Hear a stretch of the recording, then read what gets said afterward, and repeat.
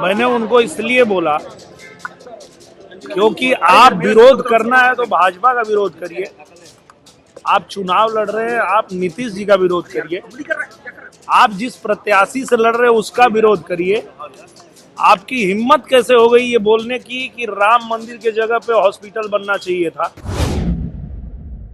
बिहार में आजकल का मौसम चुनावी है और पूरे देश में अगर चर्चा है तो सिर्फ बिहार चुनाव की। और इस वक्त बिहार की धरती पर विधानसभा चुनाव के मद्देनजर भोजपुरी कलाकार एक दूसरे के आमने सामने खड़े हैं। इसी कड़ी में एक है दिनेश लाल यादव निरहुआ जो कि एनडीए में शामिल है और दूसरी तरफ है खेसारी लाल यादव जो कि छपरा से महागठबंधन के प्रत्याशी हैं। ऐसे में निरहुआ का एक बयान सोशल मीडिया पर जमकर वायरल हुआ और वो बयान था खेसारी लाल यादव को लेकर, जिसमें उन्होंने खेसारी लाल यादव को यदुमुल्ला कहा था। ऐसे में एक बार फिर से दिनेश लाल निरहुआ ने खेसारी लाल यादव पर निशाना साधा। उनका कहना है कि उनकी हिम्मत कैसे हो गई ये कहने की कि जहां राम मंदिर बना है वहां अस्पताल बनना चाहिए। राम मंदिर के लिए 500 सालों तक हम लोगों ने इंतजार किया और तुम उसका विरोध कैसे कर सकते हो। निरहुआ यही नहीं रुके, उन्होंने आगे अपनी बात को पूरा करते हुए कहा कि इसीलिए मैंने उसे यदुमुल्ला कहा और वो यदुमुल्ला ही हो सकता है,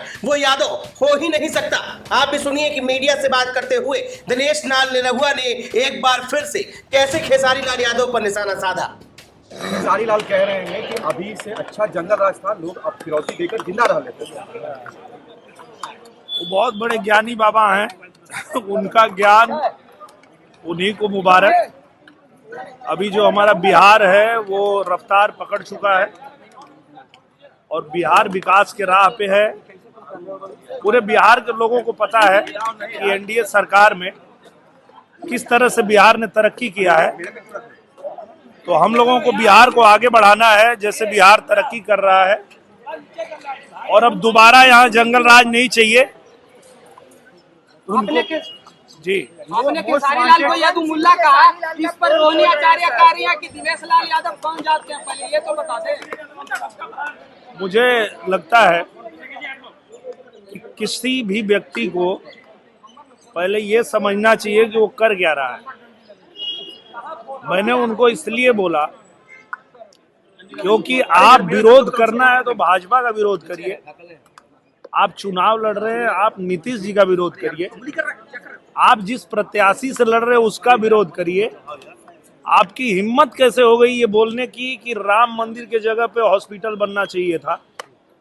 500 साल जिस मंदिर के लिए हिंदू लड़ते रहे, अपने जान की बाजी लगाए, कुर्बानी दिए और कोर्ट के आदेश आने के बाद जब वहां भव्य राम मंदिर बना है तो आप बकवास करते हैं कि वहां मंदिर के जगह हॉस्पिटल बनना चाहिए। तो ऐसे आदमी को यदमुल्ला ही कहा जा सकता है, अब ये यादव नहीं हो सकता है।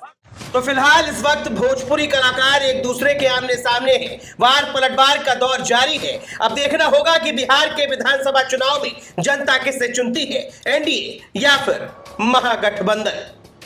Bureau report, the leader Hindi.